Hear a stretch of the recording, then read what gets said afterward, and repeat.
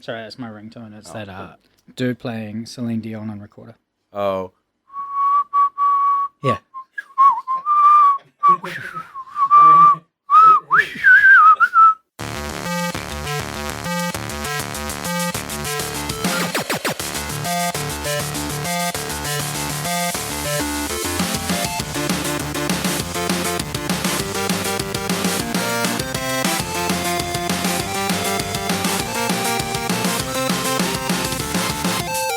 Hey, welcome to episode 199 of Front Seat Gamer. I'm here with Blake. Hey. And Paul. Hello. Hi, guys. 199. 199. Partying like it's 199.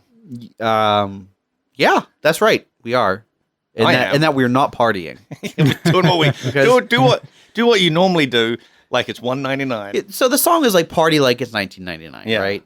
But like the point at which you party is the transitional, the night of, right? It's the New Year's Eve of 199. This is an interesting question about that song because it was real popular until it came out in the 90s, right? I have to assume I'm pretty sure wild it to come out now. after. I know, right? It's like party like it's 1989. Unless it was a really good party. Yeah. Because I'm sure it was like, oh yeah, party like it's the turn of the century. Yeah. Oh, it's going to be amazing. And then after that, saying party like it's 1999. That's going back now. Now it's like 20 years old. It's, like, it's interesting. Now we have a frame of reference of what it's like to party like it's 1999. Yeah. Now it's changed to like, oh yeah, party like it's the 90s, basically. Yeah. Well, specifically 1999. Sure, party like it's the turn of the century. No, they don't specify. Hang on, 9/11. no. It could be July 1999. We It's don't true. know. It's the whole year. Yeah. Yeah. It doesn't specify party like it's New Year's. I remember my mom was frustrated because the start. Everyone was excited for the new millennium. Blah blah blah blah blah. And she was like, "Well, technically, the new millennium is 2001." Yeah, I mean, these are. Just go with it. Just go with it. Come on. Shut up, Mom. Didn't even Seinfeld had an episode about that? Did they? Yeah, Oh, where Newman booked some party thing for the millennium. Oh, yeah. And Seinfeld was like, "You made it for the millennium. That's 2001. Yeah. Making your party a year late and pretty lame." Yeah. Anyway, this is a video game podcast, as you can tell. We've been kicking it off with questions lately. So let's do that. Yeah? Yeah. Kick it off. Slippery Jim calling the city builder camera God Cam really makes me miss Black and White. Did you ever play Black and White? I loved Black and White. I was a full Molyneux fan. I was a Molyneux head. Oh yeah, they were called. You play Tin Cans, like or whatever the game where you tap. Yes, I did. The tapping mobile did. game. I played a little bit of that. It was interesting. It was I mean, as a game, complete dog shit. Right? What are you talking about? But you got to tap. as That's most mobile games at this point. Hey, it does what it says on the tin, right? Yeah. But as a like social community thing, it was quite interesting because what it really was a big graffiti board for people to just write stuff on. And In the form of tapping. So you just tap, like, and communities would form to like do things. It's the same as That Reddit thing. Place? Yeah. Well, a little bit different in that it constantly erodes. Yeah, it eventually eroded, but it was a very much like, snapshot, and like, this is all impermanent. Yeah. I don't know, there was something interesting about it, of like... And then, like, the guy who clicked the last thing got something. He got some I sort of think he reward. got something in that Goddess game. Yes, Goddess, Oh, whatever. yeah. I forgot about that. Did you play Goddess? I played it briefly and was like, no. Yeah. No. This is my problem with Molyneux games is I played a little bit of several of them and gone, nah. Did you play like Fable? I was fully 100% on board with Fable. I was literally counting down the days until it came out. I bought a PlayStation original for it. It was like a console seller to me. The original PlayStation. Oh, not PlayStation. I was Xbox. gonna say, I mean, yeah. boy, Xbox I don't original. want to like. Boy, like that's the wrong console, dude. Yeah. I bought a what the hell- PlayStation, couldn't play it. What did I Didn't play work. then? Just didn't get read. I played some weird off-brand. No, it was a original Xbox I bought, and I freaking loved it. I fully bought into his vision. his now notorious hype train. of course. Where everything he's hyping up the game, and he says everything you do matter, and it just felt like this fully dynamic world. And I started playing it, And then maybe halfway through, I realized like this is not fully dynamic at all. It's very on rails. Like every area is like it's not a big open world. Every area is like its own like self-contained like path thing. Like it's not that big. And then the turning point was like I failed a quest for the first time. Yeah. And then I had to restart that quest again. Right. Like reload. There were no. Yeah, but the marketing for it was like every choice you do matters. Yeah, so you it could should choose be, to not reload. If you fail a game, you can choose to just put the game down and walk away. That's a choice. Yeah, that is matters. a choice. That's actually what he was talking about. Yeah. But it was like that made me realize like, oh wait, this isn't what was advertised. No. So I do not remember any of the advertising for Fable. I like really don't. Yeah. But a friend of mine had an Xbox. Ended up like, I think bringing it round and we just played. Like I ended up playing a shitload of Fable, and I just have fond memories of the game. It is. I missed all of the like marketing or anything, so there was no disappointment. Like a fun game. Yeah. I will say it was a good game. I still enjoyed it, but it was just that like there was a shine was off it. You know? Chicken kicker. Yeah, chicken Molyneux. Chicken chaser. Oh yeah. Molyneux has said in interviews that his problem was that in interviews he would just say things that he would basically feed off of the interviewer's energy. So the interviewer would be like, "So you're saying like everything matters?" He's like, "Yeah, everything matters." And there's a dog. And then and none of this was in the scope of the game, and so then he would go back to the office and go, "So we have to put a dog in Fable 3." I do remember hearing from like interviews with people who worked for him that it's exactly like you just said, that they didn't know about features until they watched an interview with him talking about features that were never talked about before. Yeah, and he's just making up on the spot. That's the difference between being like just a lowly employee being interviewed and being the boss being interviewed. Yeah, and being like, I'm on a roll here. Yeah. But yeah, also Black and White. Loved Black and White. I think that was actually, I think I played that before. I can't even remember, but I love Black and White. I love that whole idea that you were like, it really played it as you were a god. Yeah. And all your powers came from your people believing in you. And you could set objects, just any object in the world, as a sort of worship thing.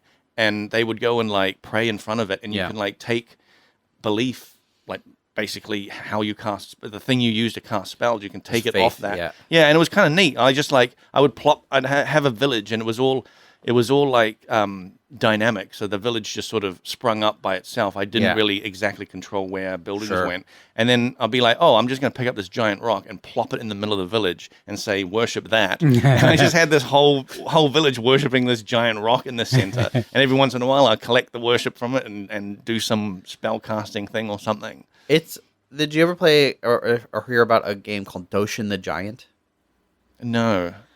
Paul? Don't think so. Okay, so this was like maybe a GameCube launch title in Japan. I don't think it may have eventually made it out to the West, but or maybe it didn't make it out to PAL regions. Anyway, we got a copy of it years ago, imported, and it's a bit black and white. So you're playing as a giant on an island, and little villages can form.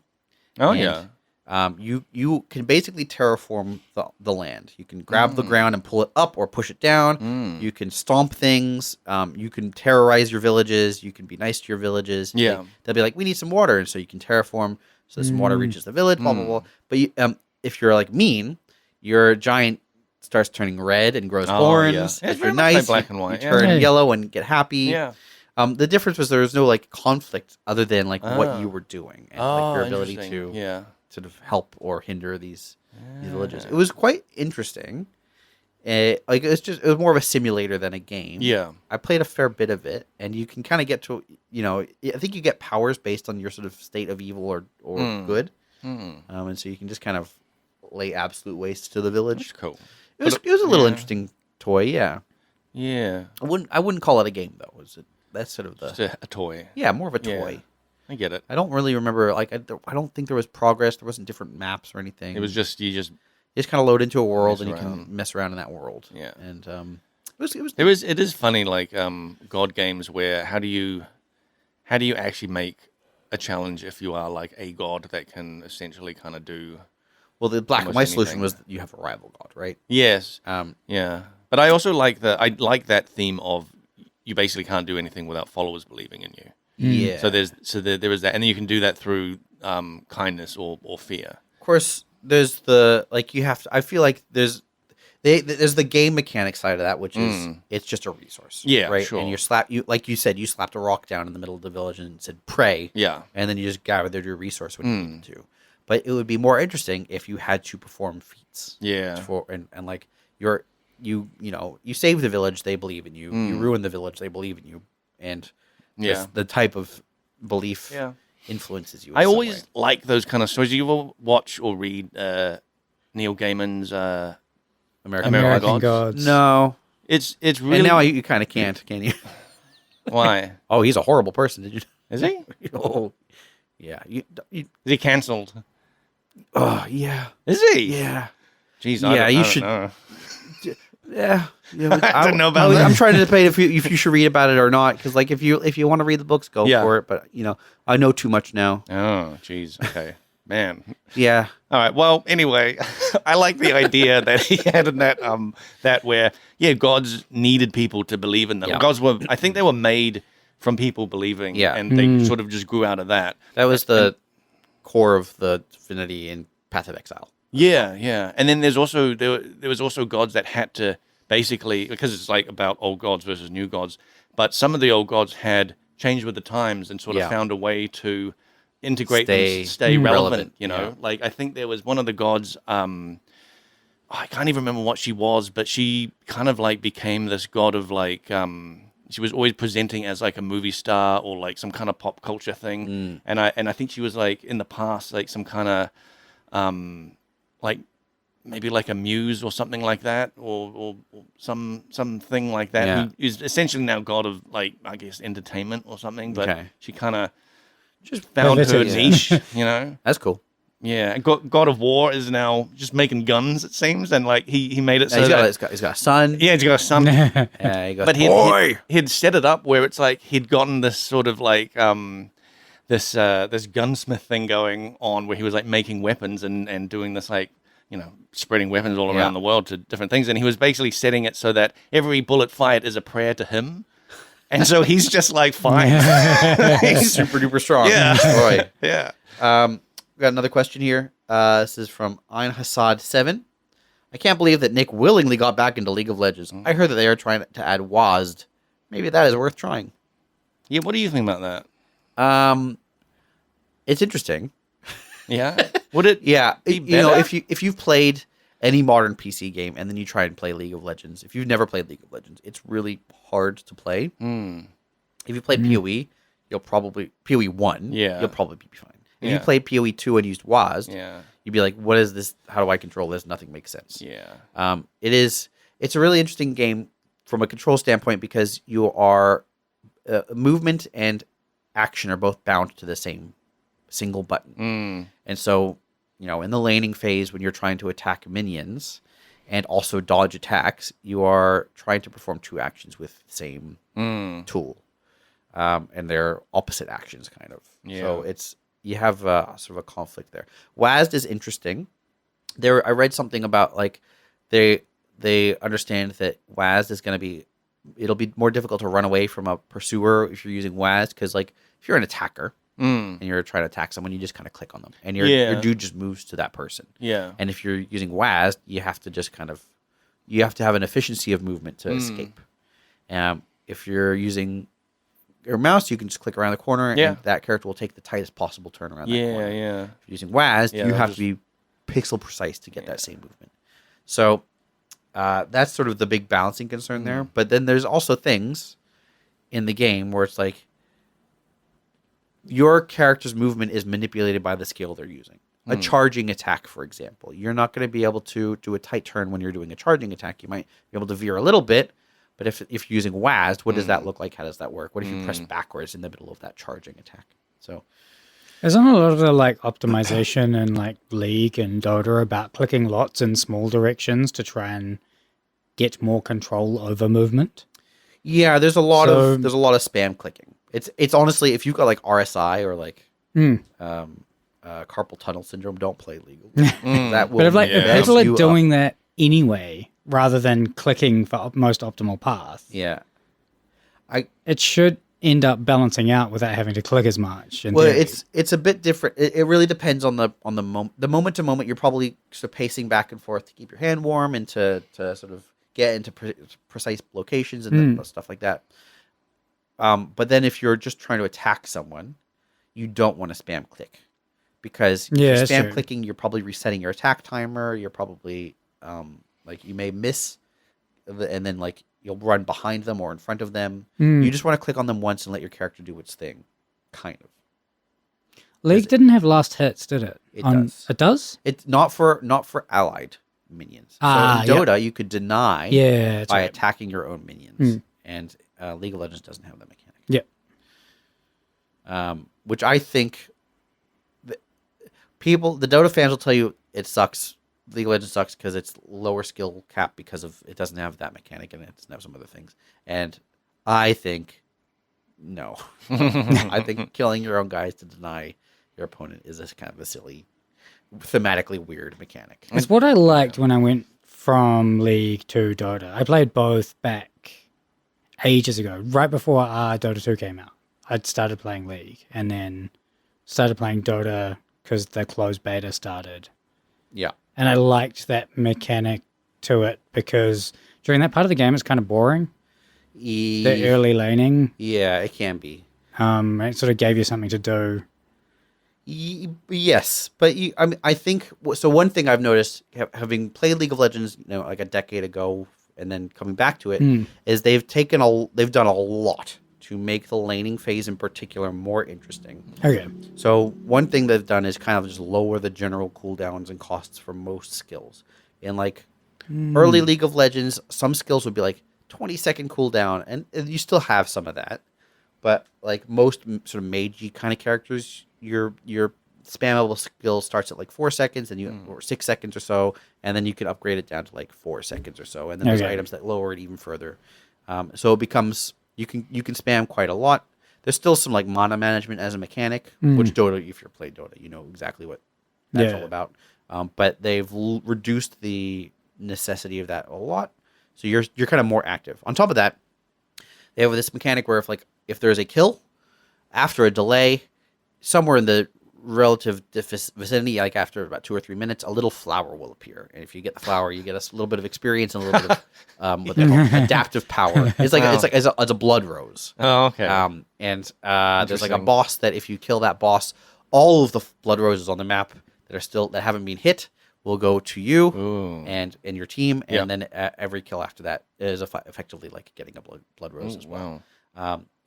So there's that. They've got like a dragon mechanic, which has been around for a long time, where like there's a thing sort of between the lanes that you try and kill regularly. It used to just give you money. Now it gives you a buff as well. But then on the other side of the arena, there used to be a thing called the Baron, and there still is the Baron, which is like sort of an end game PvE mechanic where you'd get a big buff, and then you would use the buff to try and kill your opponents. Now instead, the Baron does eventually still appear, but before that you've got Void Grubs, which are things that help you take down a turret, and then a Void. I forget what the thing's called. Void Colossus, something like that. It's like a bigger version of a Void Grub, which summons a creature that lets you slam into a tower, which really lets you take down a tower. And then the Baron shows up. So on both sides of the map, you have interval targets for junglers and the teams to attack that will sort of draw players to both opposite sides of the map and cause conflict.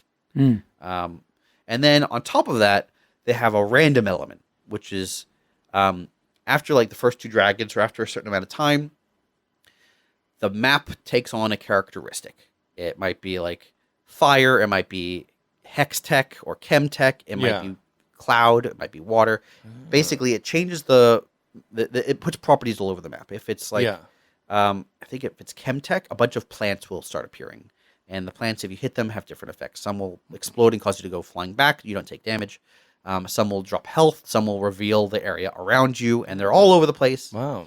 If there's a fire dragon, a bunch of embers will drop, and you can collect the embers. That will cause you to run a little bit faster for a little bit longer, and also it reduces your cooldowns a little bit permanently, and for as long as you have those embers. But if you die, you drop the embers. Cloud dragons, I think, have little movement speed boosts all over the map.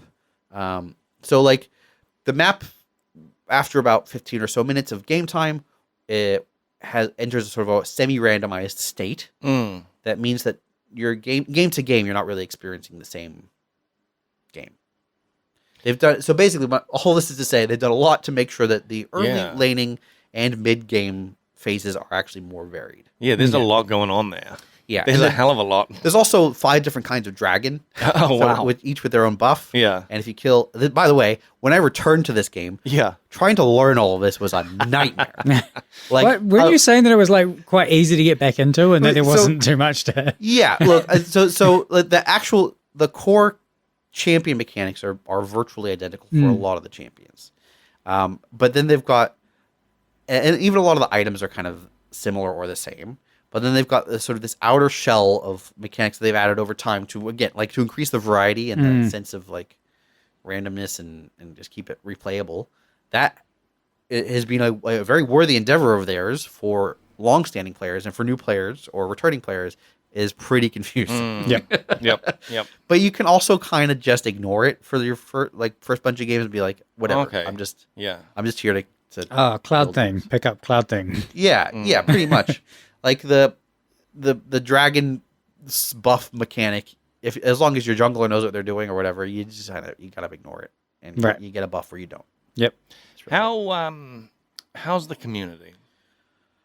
That's a good question. So when I first started playing, it was horrible. Yeah. One of the worst communities on the internet.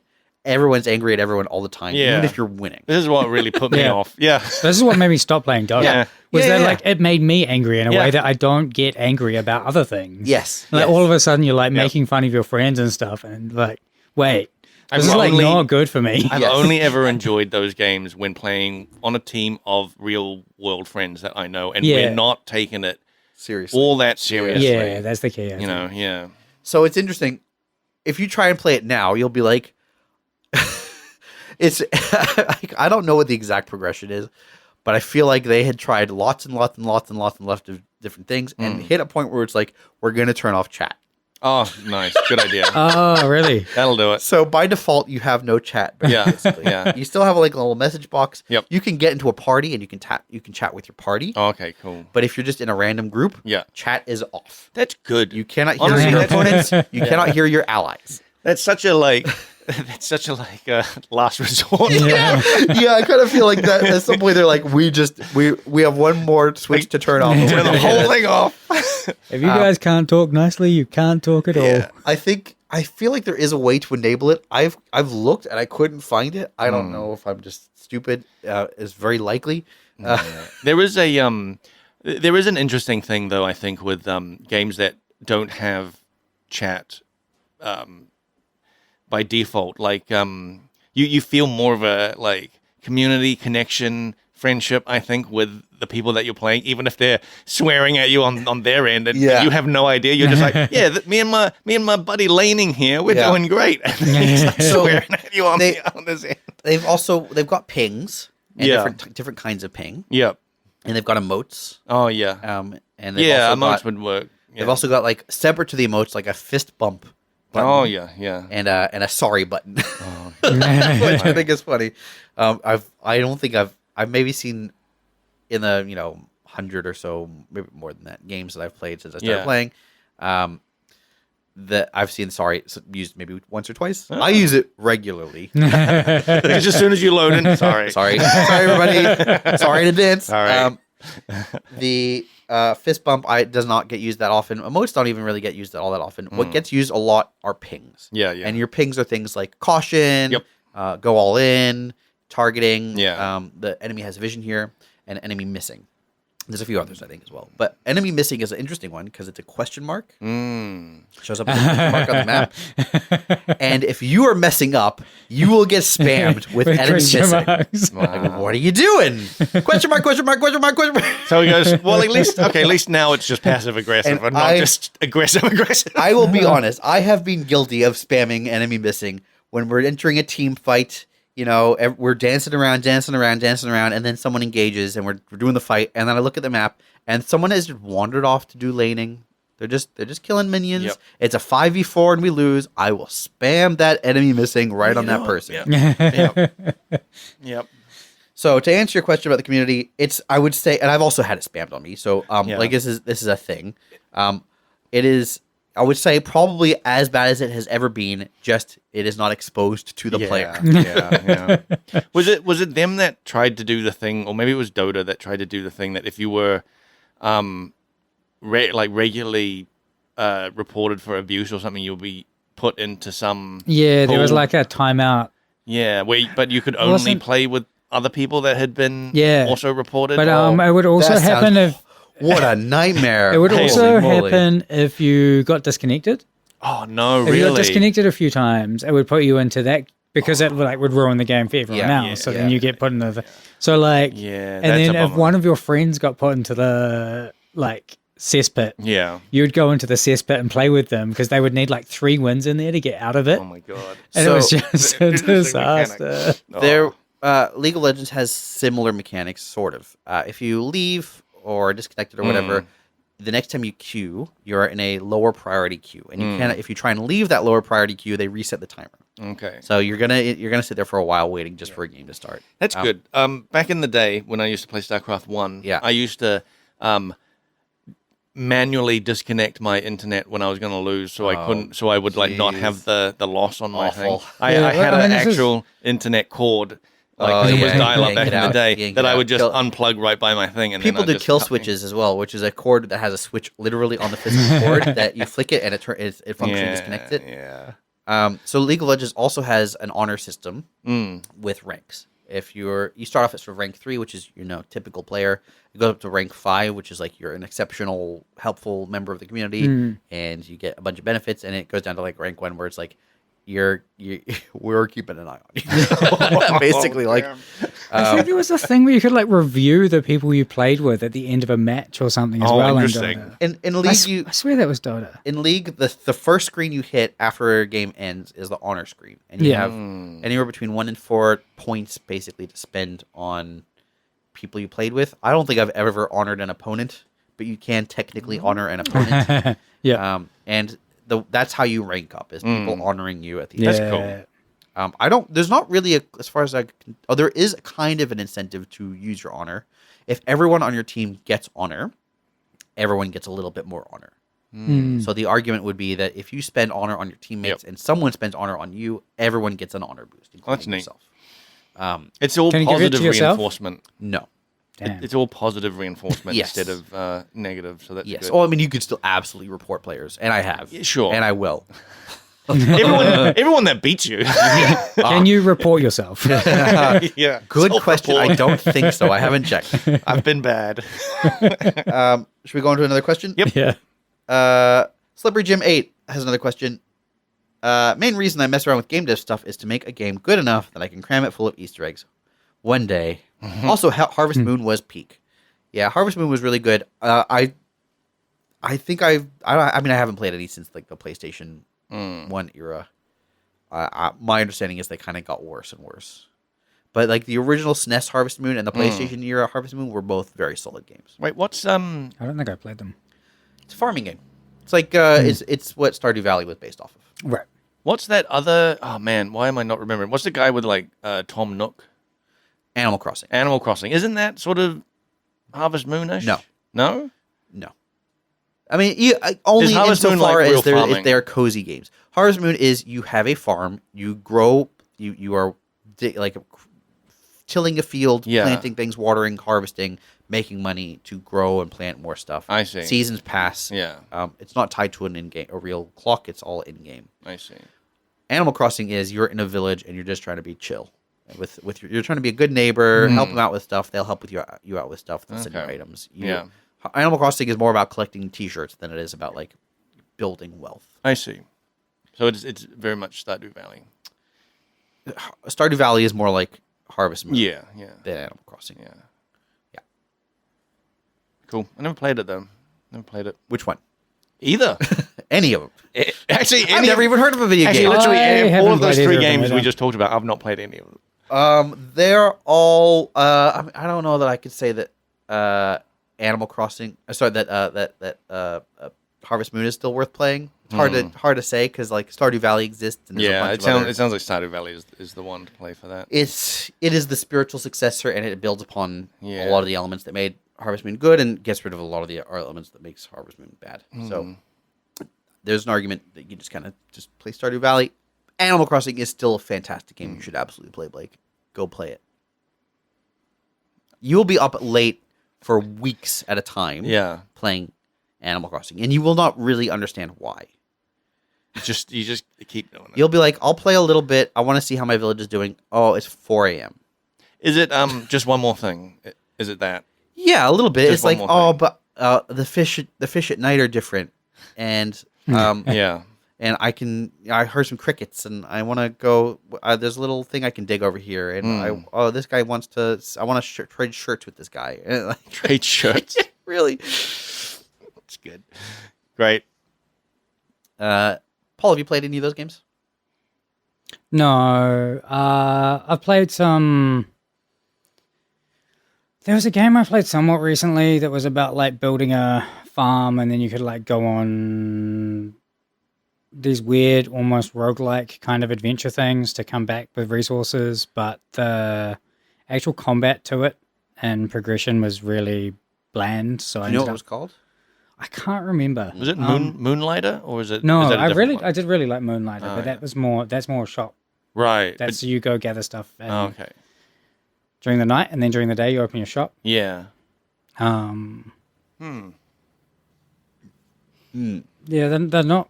Neither of them have ever really drawn me in. I think I need something else to be there as well. I would have said the same thing about Stardew Valley. And in fact, when I first started playing Stardew Valley, I was kind of like, eh. And especially when I first saw Stardew Valley, I did not like. I bounced off the art style hard. Yeah. But there's something very sticky about it. I like, in particular with Stardew Valley, I like how fleshed out a lot of the characters are, and there's like, I don't know, there's a sort of gentleness to it, but also there's a pleasant sense of progression as your farm gets better and better and better. But There's something even about that description though that just puts me off a little bit. It's like I want there to be friction. There's got to be. There is definitely friction. Let me say that. For example, there's an alcoholic character, and so like, that's Can you something- play as the alcoholic character? I guess technically there are items. There are alcoholic items, and I'm pretty sure they make you dizzy or something. I don't know what happens if you drink a bunch of them. Can you? Here's just a quick question. Can you, and rather than farming, can you create a distillery? Yeah. Okay, so you can become a full-on brewery. Yes, Brr. you'll probably still need to grow Brr. hops, Yes. Yeah. but yes, It's neat. I kind of like that. I have a bunch of barrels in my farm. Yeah. and you can make moonshine That's cool. because you can get potatoes and you can. Yeah, put them in yeah. barrels. What I like, one of the things I really like about Stardew Valley is there are lots of different ways to modify your produce, and they're really thorough about it. Like you can make preserved mushrooms, you can make Yeah. jams and jellies, you can make moonshine, you Interesting. can make like ciders, you can make pickled things. That's cool. So yeah, it's not just grow a pumpkin, sell it. That's right. There's a shocking amount of depth to That's cool. the value added step of. Yeah. Can you automate the different steps? Some of them. You can get a hopper. You can build a hopper, and then you can connect the hopper to a device, and then you can just fill the hopper with the thing. Conveyor belts? No. How much of a factory? Almost had me. Yeah, this is. Almost. I gotta be honest with you. I'm glad because if it was there's a level of automation I wouldn't want. I think there's a little more automation I would want. I want a hopper to automatically feed into the processing thing. And just I can walk away and come back and collect a stack of the things. But what it actually is like when the thing is done fermenting, for example, I can go and collect that one object, and then the hopper will automatically put the next object. It doesn't do it when that thing is done fermenting. It does it when it's collected. Yep.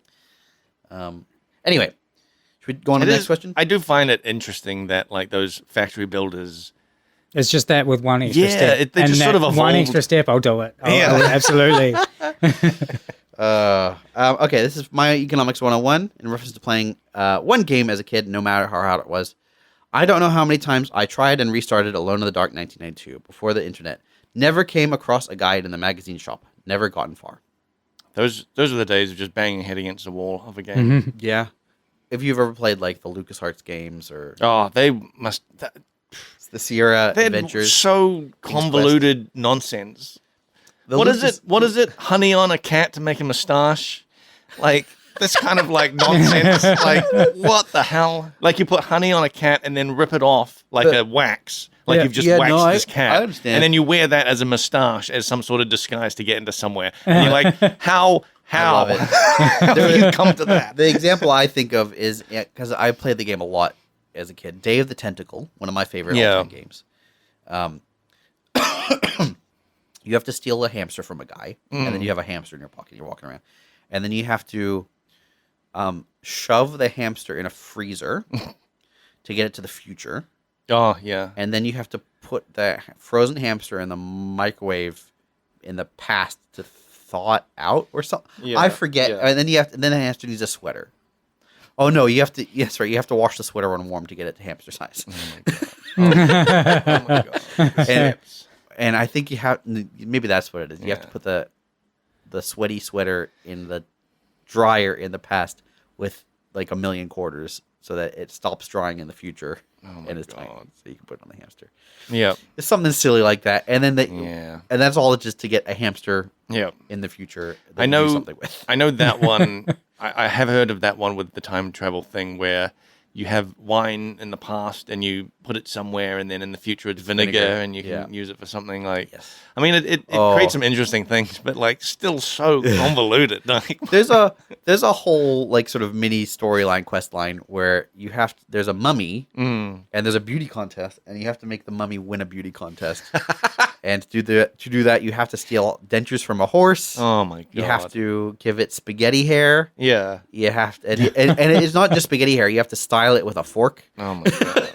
Oh my god! It's great. Yeah. What a great game. But yeah, no, there's almost no logic. Yeah, there's I don't think I mentioned this, but there's a Pirates of the not Pirates of the Caribbean, Monkey Island. No? Sea of Thieves. Sea of Thieves. Oh. Sea of Thieves has a Monkey Island expansion. What? Yeah. And I might actually be interested in this. And what's happening? You go to it, you get the quest, and you go through like a portal to its own like place. It's based in the I can't remember what it's called, but it's one of the famous like Monkey Island locations. It's got like the bar, and there's like a guy swinging on a chandelier. And it's all exactly how it was in the game, but it's like 3D. That's cool.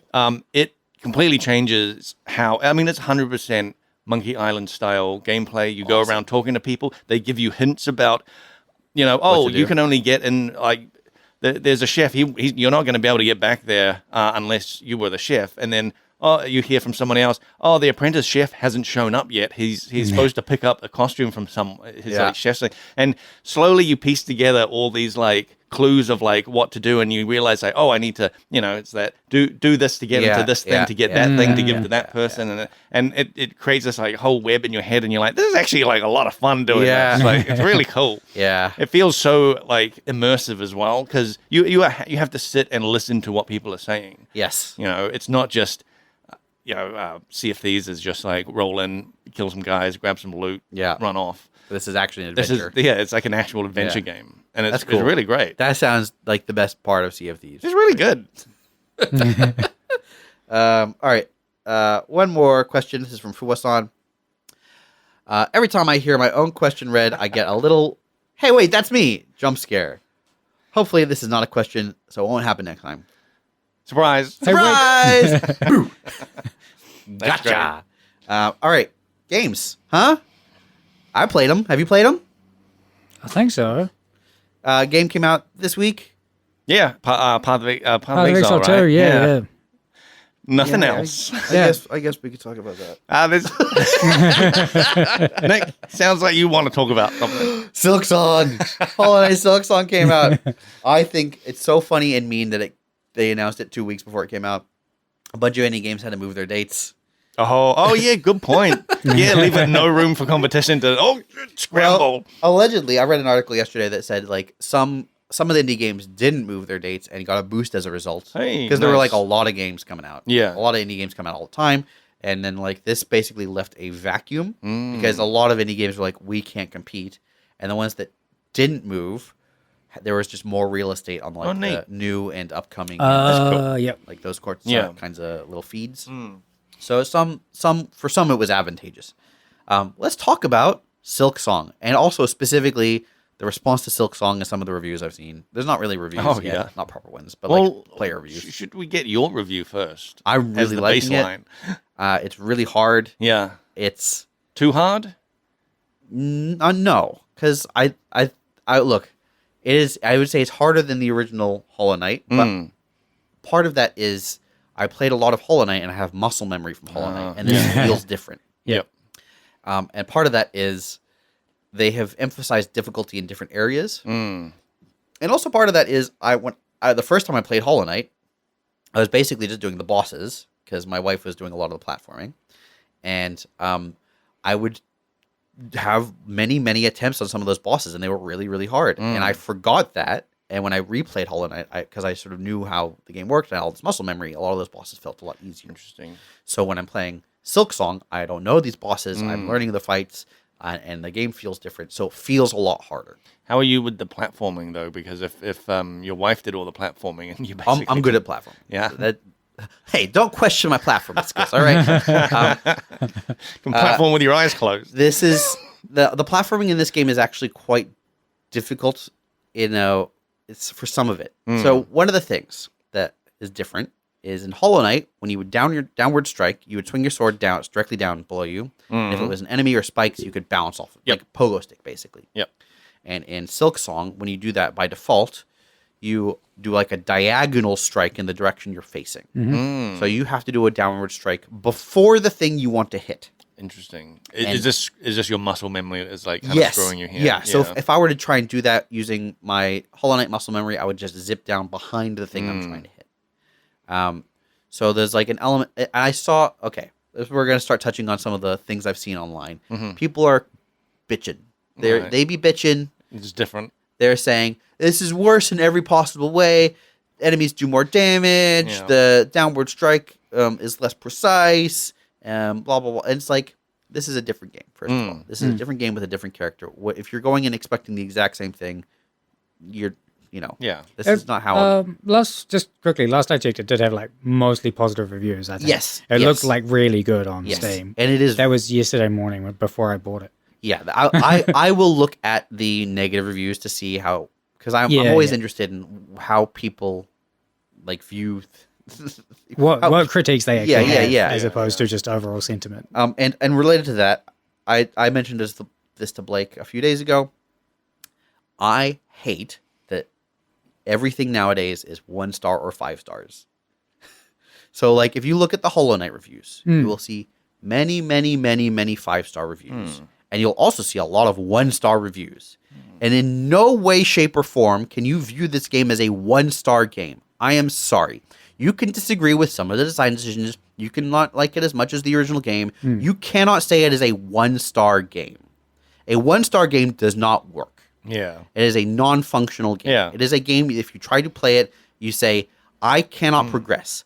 I do not understand this game. This game is ugly. It hurts my eyes and ears. It makes my tongue taste bad when I play this game. These are things that you would say for a 1-star game. It's an abandoned Kickstarter game. Yes. It's a 1-star game. It is. This is a 1-star game. These are all assets ripped from the Unreal Store in a flat plane, and it crashes after 10 minutes. Yep. It's like, is this actually a scam? Yes. That is a 1-star game. A Yeah. 2-star game is, I don't like this game at all. It is The difficulty is all over the place. It is ugly and it hurts my eyes, but technically I can play it and I can finish it. A 3-star game is this game is fine. A 4-star game is I like this game, and a 5-star game is this game is exceptional. This, if you are giving, it frustrates me to no end to see the binary choice here, because this game is not a 1-star game. You cannot view it as a 1-star game. Many games that are viewed through this lens of like 5-star, 1-star, you can't. It frustrates me. Well, there's also the thing, if you're looking at the Steam reviews, right? You should also look at the time played. Yes. Because you can have 1-star reviews with like 1,000 hours played. Yeah. You can have 1-star reviews with 20 minutes played. Hate this game, don't play it. Yeah. I get thousands of hours played. And you're like, you didn't get anything out of that? Yeah. Was it just... Something's not adding up here. Related to that, it bothers me when someone has never reviewed a game, they have played thousands of hours of it, and then the developers make a change that they don't like, and they say, this game is terrible. Downvote. And Yeah, it's like, there's that. Yeah, you Their don't. latest You didn't. update You didn't has like. done this, and this. It's like, okay, you might not like the most recent update. That's a totally valid opinion. But to like say you don't like the game that you've played 4,000 hours of is wild. Or there's outside the game politics. Yes, the review bombing. Yeah, Yes. And we've talked about this previously. I think there are cases where review bombing can be justified if a game is both not very good and also the developers laid off all of their staff just before launch and violated like their bonus contracts, whatever else. And it's like I can see that as a consumer warning to not support a company. But you know, if it's woke and you're downvoting it, like kind of grow up, right? Yeah. Any game with a character that is not a straight white guy, you will get a percentage of players who view it as woke and will downvote it. You'll get I mean, it depends on how big it is, but there was that game I was playing, Vargas the Riven Realms. Yeah. And I was on the forums looking up some stuff about it, and there was someone on there being like, "This game is so woke, it's blah blah blah," and I was like, "What? Where are they getting this from? This is like the most." Like, there's slaves in this game. You literally are a slave. Like, where are you getting this from? But somehow but is the slave a woman? It could be. Well, then it's woke. But it's like, and you can choose to like side with slave rebellions or side with the people. Oh, there's the problem. You can side with the slave you have rebellion. the option, That's woke. You have the option to. Or you can literally put down a slave rebellion and you can have slaves as part of your like crew. Not woke based. Yeah, but somehow in there they've found, oh no, this is like a super woke game because of some weird thing that they've decided. Look. But Silksong, woke game, female protagonist, female antagonists. yeah, bugs that aren't just white. But no, I'm really really liking it. There was a boss I struggled with for a long time, and then I beat it. There was like I found out you could hire a companion character to help you fight specifically that boss, and I thought that was neat. Oh, neat. Yeah, that's cool. And then I read somewhere that like if you made different choices earlier in the game, you could just skip that boss. Whoa. Like that boss just wouldn't be there. Wow. But then it might show up in a different location. So this is a game that I think is going to be, as players are playing it, they're going to have different experiences. They're going to experience difficulty spikes in particular because this is a non-linear Metroidvania game.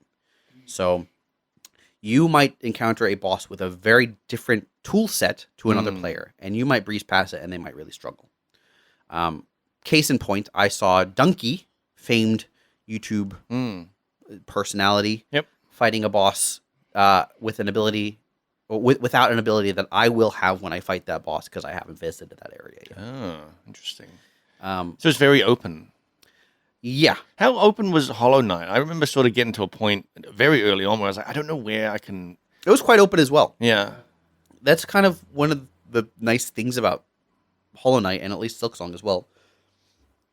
You kind of can get tools from a few different areas, and they will open up many different areas. And you can kind of breeze past a lot of these areas and miss tools and come back later. And, and you'll, Interesting. But boy, the world is gorgeous, nice, very fleshed out, lots of visual lore, lots of actual lore. The enemies are interesting and inventive and have flashy moves. I am at a point where I'm fighting a harp playing bug that drops metal bells on me all the time. It is such a cool looking and sounding fight. One of the coolest looking and sounding fights I've played in any game in a long time. I'm just having a really good time. It is really hard. It is really, really hard. And I will say, I think this is what like Elden Ring wants to be. Oh boy. I say that because the enemies look and fit their areas. Yeah. The difficulty is about learning the movesets and not like them having weird, crazy hitboxes. Yep. It is how well are the moves telegraphed? really, really well. This was a really thing, well. This was a thing with Elden Ring that I feel like they had this idea that like, oh, people playing this are like they play Dark Souls 1, 2, 3. Yeah. They're aware of this, so we're going to change it up and have the telegraphs like just almost random sometimes. Yeah. Just to keep people on their feet. And it's like you go in there as a new player, you're like, I can't tell when someone's going to attack something. Yeah, this is different. The boss fight I just described. Yeah. Every time it's about to drop a bell, a thread appears. And then the bell will drop along that path, and then it'll bounce with some variation. In fact, one of the things I think the biggest technological change that Silksong has undergone since Hollow Knight is the physics engine. From what I can tell, they put a lot of work into the physics of the game. Oh, cool. And that plays into the actual combat in a really interesting way, and an exciting way. There's a little bit of variation to a lot of the skills that you have to respond to. So it's not just rote pattern memorization. Yeah. It is also adaptation and response. Part of also, whereas Elden Ring combat feels a lot like a timing challenge, Yes. Hollow Knight feels more like Smash Brothers. Okay. So like in Smash Brothers, you make your own combos. Yeah. Like you can hit things up, and then you can follow them up, and then you can do down strike. All you have like a lot of flexibility with a few simple moves. Whereas Elden Ring is more like it's about timing when you do your attack and when you do your follow up. Yep. And like the combo is preset, and so whether or not you cancel out or not. Really. Yeah. Yeah. I think that for me, I much prefer the Smash Brothers kind of combat over, say, like a Street Fighter. Not Street Fighter is a bad example. Tekken. I don't know. Where it's like very complicated. A fighting game where it's more about doing your specific timings of buttons. Yep. And bailing out or blocking. There's a little more free form. Yeah. Yeah. And it feels much more fluid as a result. So I'm just having a really, really good time. And I think it's gonna be very well reviewed. I haven't seen the actual official reviews. Okay. I would guess probably in the 9s, maybe not 10s, because I think some people will take umbrage with some of the difficulty spikes. But I think that the difficulty spikes are going to be dependent on the path you've taken, which is interesting in and of itself. Interesting. How's the story? I have not gotten super far in the story, but what I've seen so far is it's really intriguing. There's a lot. There's a lot of dialogue compared to the original. Really? Yeah. So in Hollow Knight, your character never speaks. Yeah. In Silksong, your character speaks. Is it? Is it voiced? No. It's text. They go. Oh yeah, but I mean, sure. Like they speak. What is it? Sim language. No, they speak Silk language. Yeah. It's just gibberish. Yeah. Papanada was like the thing that everybody in the original Hollow Knight would say. I don't know what they say in this one. The theme of the world is great as well. Like there's a hard like religious coating over everything. There's a clear cult or a lot of the people you encounter are pilgrims, and then a lot of the enemies you fight are pilgrims. Wow. And when you fight just sort of normal monsters, they'll drop like shell shards, which is a currency that you use to craft items. And when you fight pilgrims, they drop rosary beads. Oh, wow. And the rosary beads are your main currency that you use to buy things. And I think it's really cool. It's cool. In the original, there's Geo, which is just kind of a generic catch-all currency. By making them rosary beads in this game, you'll find like strings hanging from above beaded with rosary beads, and you can hit them and the beads will fall off and you can collect them. Oh, cool. So it's like and you can find like sort of mummified bodies wrapped in rosary beads that you can hit. Yeah. And get the beads. It really leans into the theme. Yes, then they really lean into the theme in a way that is really satisfying. That's great. That's great. It's so good. I'm really enjoying it. Paul, you've played 20 minutes of this game. What do you think? I like it. I like it so far. I didn't give it a fair play really because it was too early in the morning, and I sort of woke up and couldn't be bothered playing other things. So I was like, I might as well just get it now and start playing. It feels cool. I really like the setting. Really like the setting of Hollow Knight. I really like the setting of this. But I sort of played through, did the first boss. You got to the little town, right? Yeah. I do wonder if the thing that made me stop playing Hollow Knight in the first place was that I felt a bit directionless. Couldn't figure out where to go at a certain point. Did some exploring, and then went, I can't be bothered exploring. Right. And sort of, I suspect that will happen with this for me as well. It's possible. I'm kind of okay with that. Playing a game until I feel like if I'm hooked and I keep wanting to explore and stuff, I will. And if I get bored and don't, I won't. Did you ever play like Castlevania or Metroid? No. So I miss those. Yeah. I played like Castlevanias on the Game Boy Advance and like the DS. And one of the things I really always loved was it was semi-linear, but you'd kind of hit a point and go, oh, actually, I'm not sure where to go. And then you'd look at your map and you'd be like, oh, there's a half corridor on the map here. Whereas like I never explored to the end of this doorway or whatever.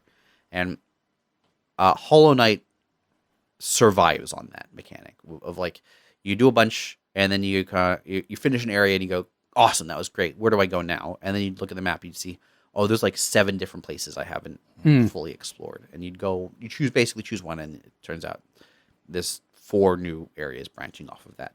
Yep. But if that's like, you do kind of eventually hit a point, I think, especially with Hollow Knight, where you go, I'm not sure where to go. And it turns out there's like one little doorway in this massive map you've never walked through. And you kind of have to comb through it to find it. I also just get a little bit, there's something about the having to choose a direction and then every direction you choose going on for as far as you want it to. That doesn't quite sit right with me. I get that it's like a great thing. Yeah. But for me, I always feel like, oh, I've chosen the wrong path. I should probably go back and do one of the other ones. Fully understand. And that, I think, plays into the not knowing where to go too much. That sometimes this is like the thing that will make me fall off a game that I know is good. That sort of thing is I feel that in a lot of games that give you a branching path at some point, even if it's just in a normal dungeon, but you know that maybe I'm not going to come back here. So it's like I'll go down, I'll pick a path and go down as far as I feel like. And then you double back. Yeah, and then you go double down, back. You kind of, I feel like if you're filling up 2 glasses and you're trying to get them even, you're going a little bit here, a little bit here, a little bit here, a little bit it feels here. a bit like that. And you're kind of doubling back and forth between these 2 paths. I think for Hollow Knight, I had to embrace the idea that it's sort of an open world, even though it doesn't look like it. You have to play with the approach of, I'm just going to choose a path and explore it. And every time there's a choice, I'm just going to stick with a choice. Yeah. And then at some point, I know I will go back and I will go down the other branch, which might have more branches. And, you just kind of repeat that process. But one of those other branches might make the branch you're on easier. Yeah. So, but I think the vice versa is also true. So I did a branch yesterday where there was a point where I saw these kind of red flowers. And I realized I could sort of do some like downward strike hops to get higher up. And I was like, that's going to be a thing. But I can also kind of go down below, and there's a path like exploding rocks. I'll go the exploding rocks path. And I went through that path, and I got an item that was going to make other parts of the game easier. But I know if I went down up the other way, I'd probably also get an item that would make the exploding rocks path easier. So no matter which path I take, the rest of the other path is going to be different.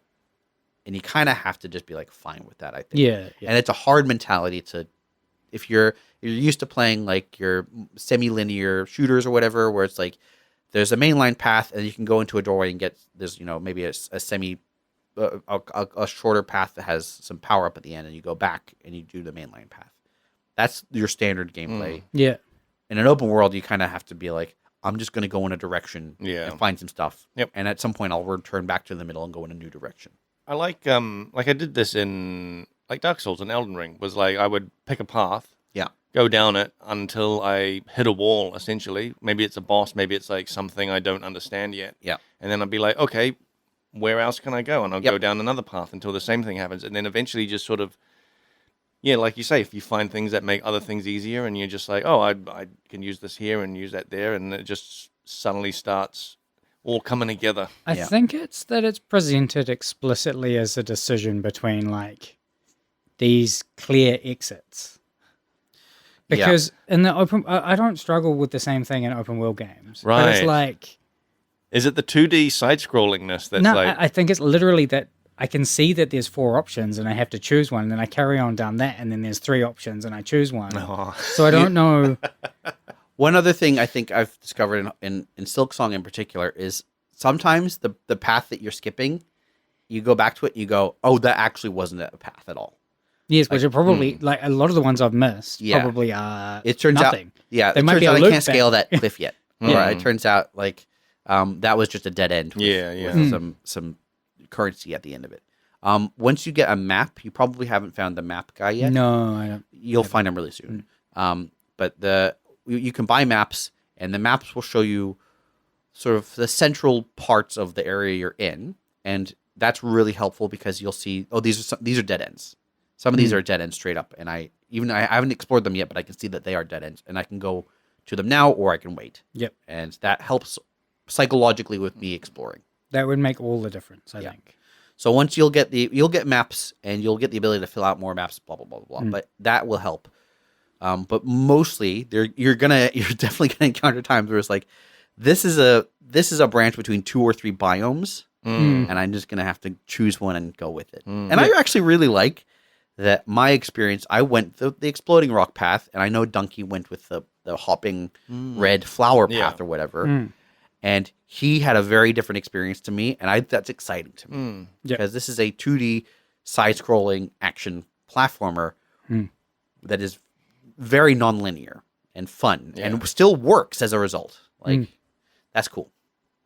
Also, it's just so pretty. You're only 20 minutes in, but you got to the town. When you're running to the town, and all those like green birds start flying in the air, and it's this beautiful verdant. Ah, what a gorgeous game! My Yeah, goodness. it is cool. And that style in particular is, I don't know, there's something like alluring about that. When I first played Hollow Knight, I did not like the way it looked. Specifically, really? I specifically didn't like the way the main character looked Oh. Huh. because he's this little tiny dude, and it's simple animations, not a lot of movement. He's so short, and his limbs are so short that there's just not a lot to him. Yeah. And it's kind of true for Hornet in Silksong, but once you get past that, there's a lot of beautiful stuff going on. The enemy animations are gorgeous. The boss animations are gorgeous. The attacks are gorgeous. Even like the movement of the main character, especially in Silksong, is beautiful. When you start doing your downward strikes and she does little flips and little rotations, it just feels great. It's good. It's good. Sounds like you're enjoying it. Yeah, it's fine. Whatever. Like, have you been playing? No, one or 5 stars. One, for sure. One for sure. Yeah. What have I been playing? I've just been playing Path of Exile. Yep. Our latest big expansion league came out. Rise of the Abyssals. Rise of the Abyssals, and Act 4. Yep. And Interlude Acts came out last week, and I haven't played since I didn't play 020, which was the last sort of PoE semi-league expansion thing. I played when beta first started, and I haven't really played since then, so I've come back to it. And man, I'm loving it. Again, I'm just loving it. This is not sponsored by McDonald's. Just let me get that out there. Yeah.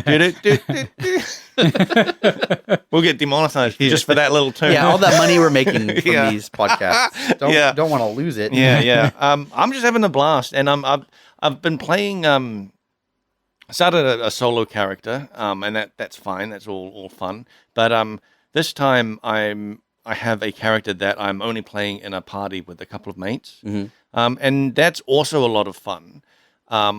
But man, we are just zooming through. Yeah. We're just zooming through, and I'm like last night specifically, we just got into the start of Act 2, and I was feeling like, oh man, I'm not doing much damage here. I'm basically like struggling even on like white monsters, just like, man, what's going on? And I looked at my gear and I was like, we have been going so fast. I've not had the time to stop and actually like reevaluate my gear, look at like do some crafting stuff. I had like stuff that was like level 11, which was, you know, I'm level like 40 something now in Act 4, and I'm wearing something I found in like the first hour of Act 1. This is actually like a hard. As a game designer, this is a hard problem to solve because my first experience with Diablo 2 was I was living in the U.S.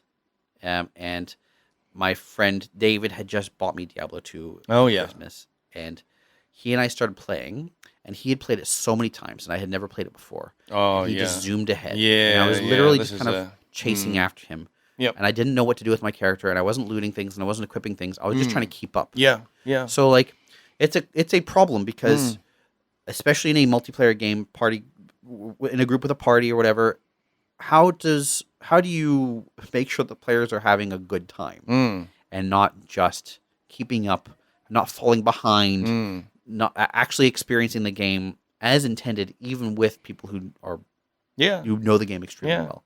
I don't know. I don't know what the answer is there. It's a really hard one. I played a lot of games like that. I remember playing a little bit of Borderlands, and it was the same thing. Yeah. I had friends who'd played a lot, and literally I was just following along behind a pack of mates, picking up weapons off the ground as they went. Like it was. I think I just don't like playing like that. I wonder. And I don't. Yes. I don't think it's like a. I don't think you can solve that with. I wonder if you could. Well, I wonder if you could have an opt-in thing where it's like. You choose a party leader. In this case, it would be like, and it is designed to be like, you choose the person who hasn't played before. Blake is now the party leader, and he is the one who like sets the pace, kind of thing. Yes, like, exactly. Yeah. You can't. The camera won't move past him. You know, you can't move a certain distance past him, and he has to start combat, kind of thing. Well, here's the interesting thing too is that I was feeling this that oh no I've fallen behind. But one of the guys I'm playing with hasn't played. Like he had he played a little bit when beta first came out, but like not played anything since. Doesn't really know the mechanics of the game. Doesn't know really just basically from scratch. Yeah, and he was having that same experience early on of just like he literally saying, I don't know what I'm doing. I should I be picking? I don't even know what gear I should be looking to pick up. Like and it's easy to bounce off of a game like that because you're not experiencing the game. Yeah. You're just experiencing like chasing after your friends. So we have to be like, oh, here's a cool rare item that is like good for your build. Yeah. Just looking at it, and he's like, oh, okay, cool. But like, yeah, he didn't know didn't know crafting anything or anything like that, and he basically. I was joking that basically he ended up having to do homework to figure out what he was actually doing in between game sessions. Pee-wee's a particularly egregious. It is a homework game.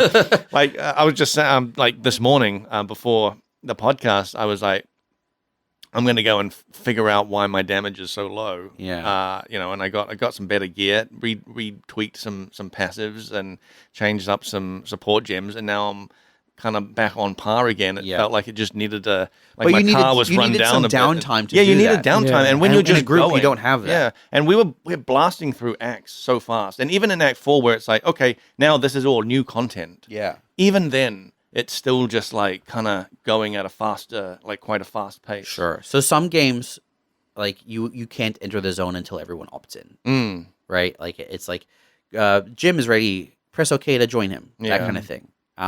Or if I look at like a Mario game where there's multiplayer, there's like sort of one player or maybe both players, they can't move a certain distance past each other. Yeah. And you can both be on opposite ends of the screen and the screen won't move. Someone has to move forward or back. Yeah. So those are some solutions that work for like 2D side scrollers. But these are like not split screen. These are shared single player shared screen. I mean, I played an action RPG that did that. Yeah. Alienation. Just like a sci-fi action RPG on PlayStation 4. Okay. It's actually like a really surprisingly good game. But you were shared screen, right? Like you couch co-op kind of thing? One person being stuck at Yes. But you can play online. I think it does the exact same thing. Right? Yeah. Oh, I haven't actually checked that. I shouldn't speculate. I think Magica might have worked on that premise as well. Like, Yes, I think it did. I don't. And that's a game that is very specifically designed to have chaos on screen. Yep. So it makes sense. So I wonder if, you don't want to restrict too much freedom, but you also want to make sure that everyone's having a good time. I feel like for PoE, it would have to be an opt-in. Kind of it's a strange thing to try solve because the people at the front want to be going fast. Yeah. Because that's why they're going fast. Yeah. And whoever's stuck behind is they're dragging not them wanting down. to. Yeah, so they're kind of like two different players, at least for like a new person learning and an experienced person. I mean, it's just, I guess it's hard for anything. Like even MMOs, I remember just being, like the noob player because my friends had been playing WoW for like a couple of weeks before I joined, and I was for the first few hours of that experience was me just following along them. Man, part of this is also on the players who know more should also know better, right? That's kind of what I'm thinking. Is that how do you? You need to understand. You need to look back at your original experience and say what was positive about it. You know what it probably wasn't was your friend carrying you through those early quests. It's I remember way back in WoW there was this very feeling like once I had then caught up and we were all on par, it felt like, oh, I have no training wheels anymore. Yeah. Like, actually, I don't know what to do because I've been leaning on my friends so much. Exactly. I actually don't know what I'm doing. That's why it's an actual problem. Yeah. Like, because you have a couple. It's you're not having a good time, and then when you kind of get up to speed, and then you don't have the knowledge base, you don't have the learning. Yeah. And it's tricky. Also, like, just in general, there's been a few times where I'll like go to play games with someone, and they'll just like run off because they know the game or because their build's faster or whatever. I end up just not playing with them. Yeah, because we have different kinds of we've got a different play style. It's a different. We're trying to get different things out of the game. Yeah, one of you is going to have a bad time. It's unavoidable. These are the same people that I was playing like Enshrouded with and those games. But we ended up having this like sort of rule with those survival games that if you want to like blast ahead, right? You kind of, because it's a survival game, it's open world, you kind of go and make your own base somewhere else. So you're playing in the same world. Yeah. You can have distinct enough. And we were playing the Conan game. I can't remember what it was called. Conan Exiles. Conan Exiles. Yeah. Is it? Yeah, it is. Conan Exiles. Like a few years ago, one of the guys was like that. He was just on all the time, and and so he went to the furthest corner of the map, and made this ginormous castle and stuff. And then he became the boss. It was a bit like that because we were like, okay, what should we do? One day after a few weeks of basically not seeing him, he's online, but he's off on his own. Yeah. We were like, you know what? Let's go and have an expedition to his castle, and it was like a full-on adventure going to his castle. I think that's great. Yeah, it was great. And when we got there, we didn't know it was a castle. Yeah. We just knew he had a base over there. And when we got there, we're like, wait, is that his base? And it's like this huge thing on a hill. Yeah. Like, oh my God. So I think to a certain extent, that is the answer. Right? Yeah. Is that just don't play in the same party, but then play together when you can. I think it's like... If possible, for sure. I mean, those survival games can be like good for that. And we did that with Enshrouded as well. PoE, even, you get to a certain point in maps, and it's like everyone can play together. I think it's like you can have solo play and you can have cooperative play, and then I think the third axis, which is maybe lacking in PoE, is collaborative play, which is where like you're not necessarily playing together, but what your efforts work together towards a common goal. So like if a shared stash with something to contribute that stash towards. In the case of like Conan Exiles, getting materials from an advanced area to reinforce your central base or something like that. It could be a collaborative goal.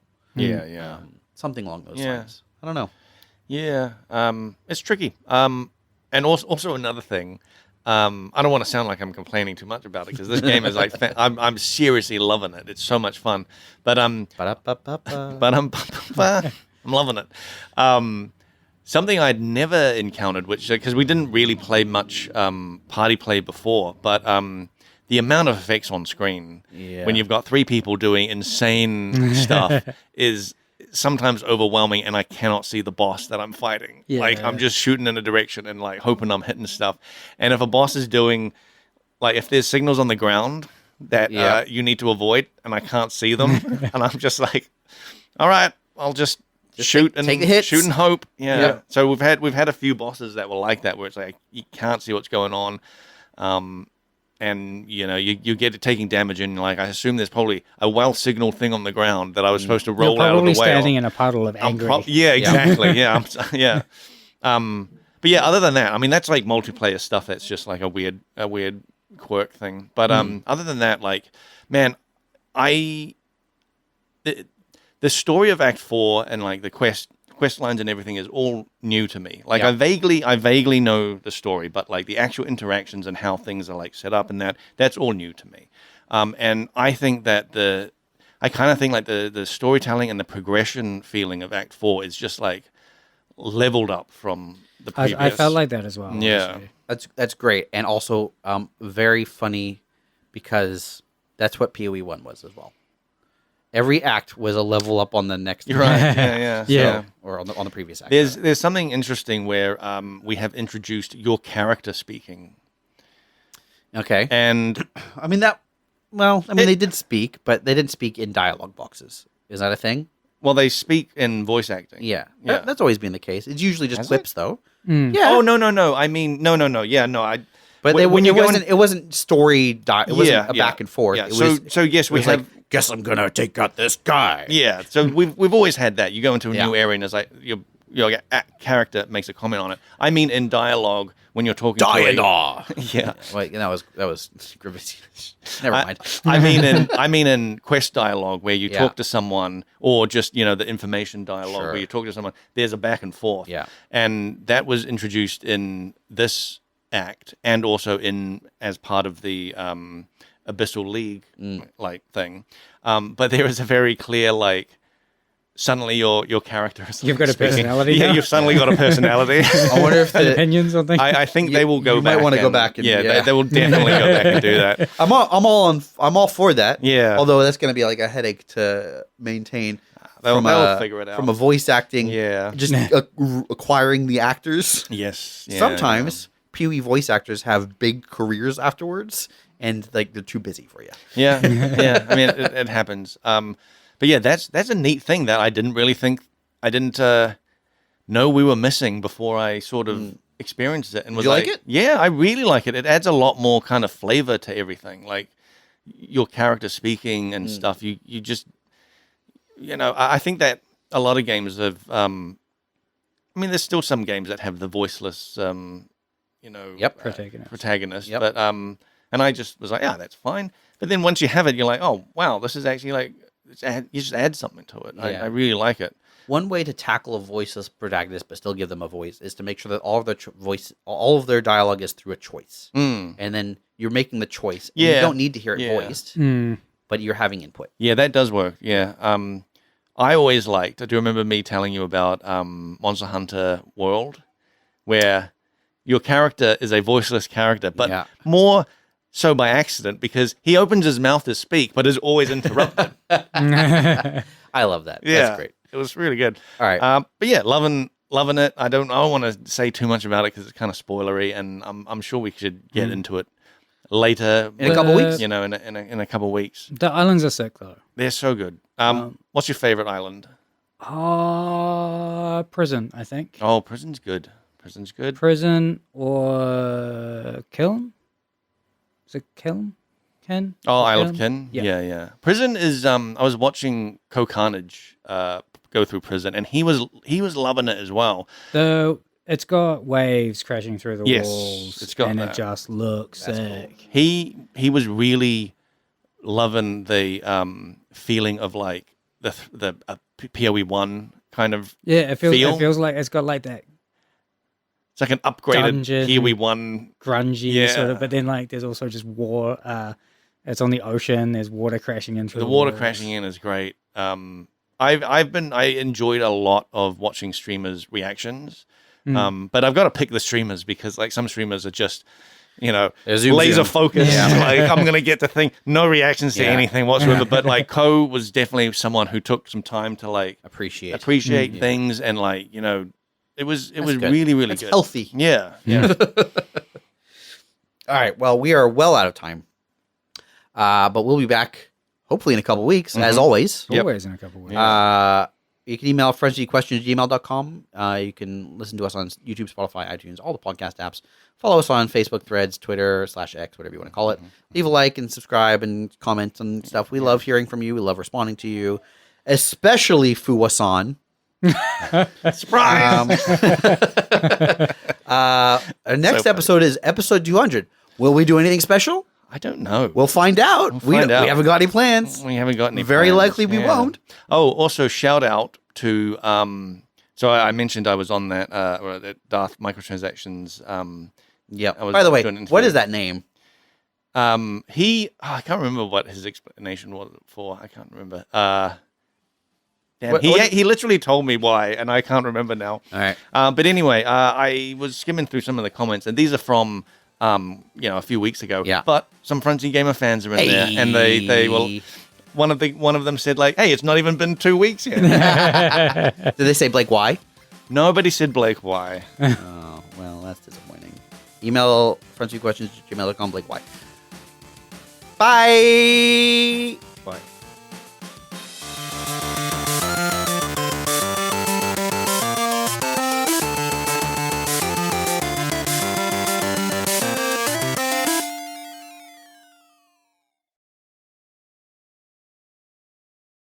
When Silksong came out on the Friday, so I guess it would have been if it was like if there was like dip people then dip. That's the Silksong. I can accept Yeah. that. Yeah. Have you got it? I have, but I've only played about 20 minutes yesterday morning. Okay.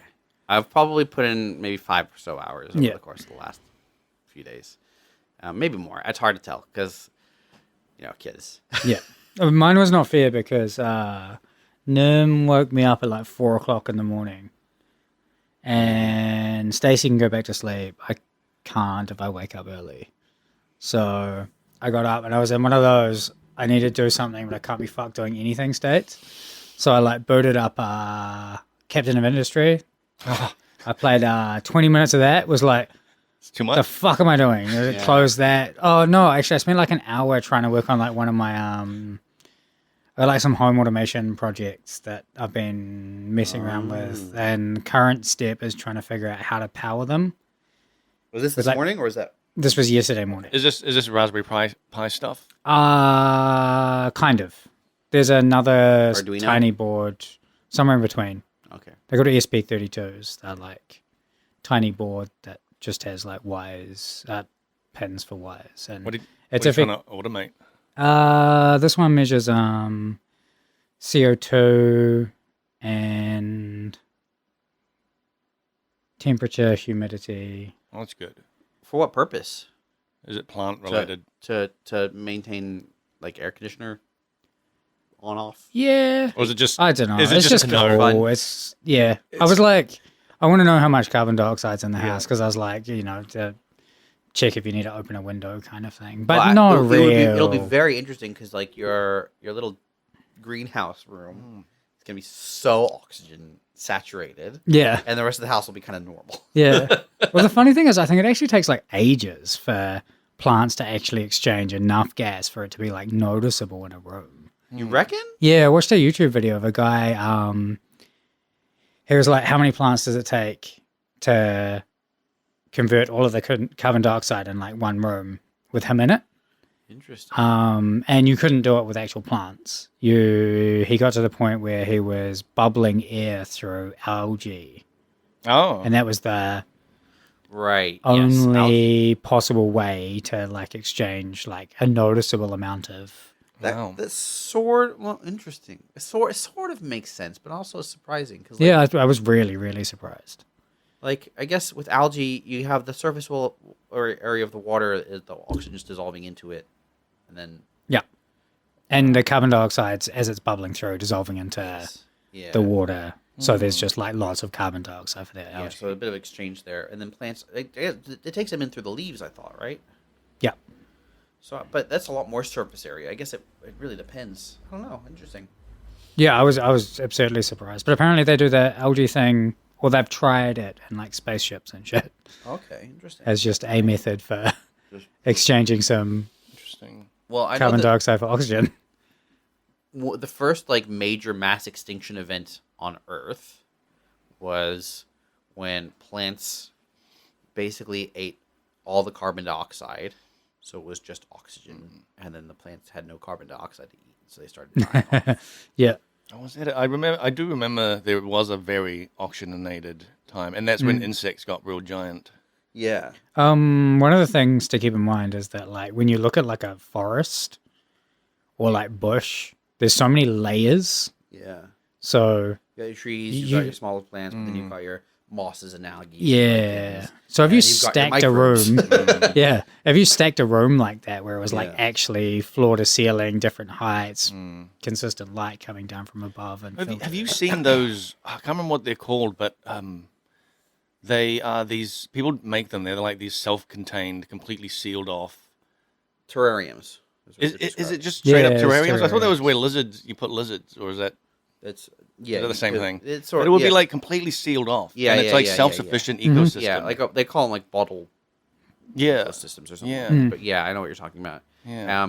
Sometimes they fail and sometimes they go crazy. yeah. It's pretty wild. Most of them aren't sealed.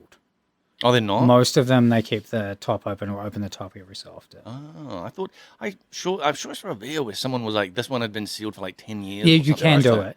Yeah, There are some that have been sealed for like 50 plus. Yeah. yeah. And they're really interesting. Yeah. The tricky thing, like you have to have something in there that can break down dying matter. Like a fungus. Yeah.